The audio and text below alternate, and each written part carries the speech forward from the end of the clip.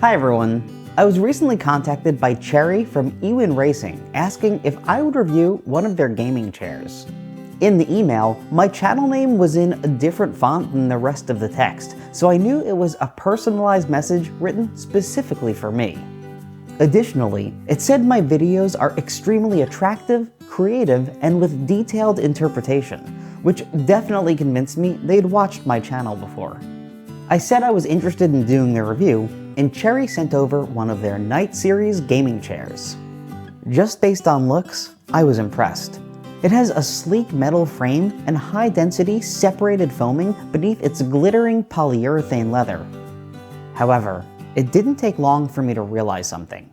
You see, most chairs I've used have been advertised as sitting chairs, not gaming chairs, and I had no idea why anybody in their right mind would ever want to play games on one of these. For starters, the gaming area is only 20 by 21 inches. This severely limits which games you can play, since most standard boards are larger than that. Even if you do find a game that happens to play well on it, the overall layout doesn't make any sense. First off, it looks downright ridiculous having to arrange other chairs around the gaming chair. Then, if you decide to play a 4-player game, 2 people will have their views blocked by these awkwardly placed armrests that get in the way anytime you try to do basically anything.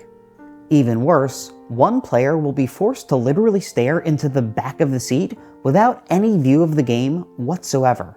Sure, you could just use the gaming chair for small solo games, but even then, the playing surface is way too low and starts to kill your back after only a few minutes.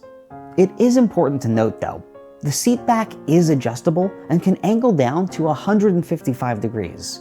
This does technically provide a space large enough to put a full-size board onto, but it also means the board will be at an angle. In my trials, I found it incredibly unstable and still far inferior to just playing games on a regular table.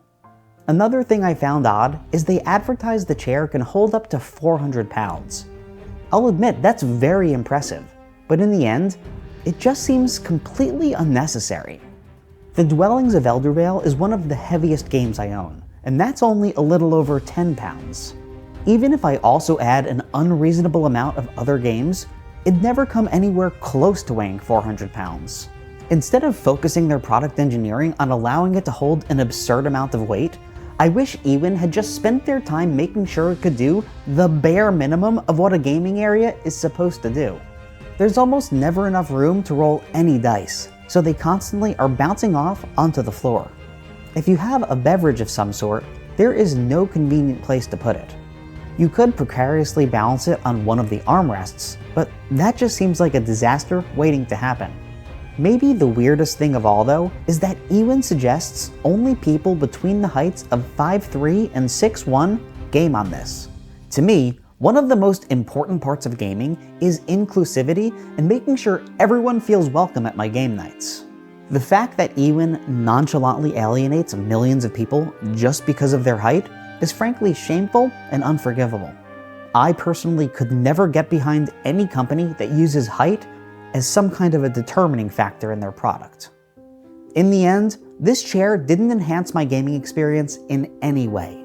If you already own a table of pretty much any size, I can guarantee you'll enjoy playing on that more than you will playing on the eWin.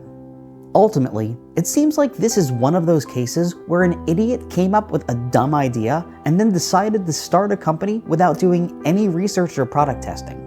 If I could make one suggestion to eWin, it'd be to drop the gaming facade and just market this as a regular chair, since it's actually pretty comfortable to sit in.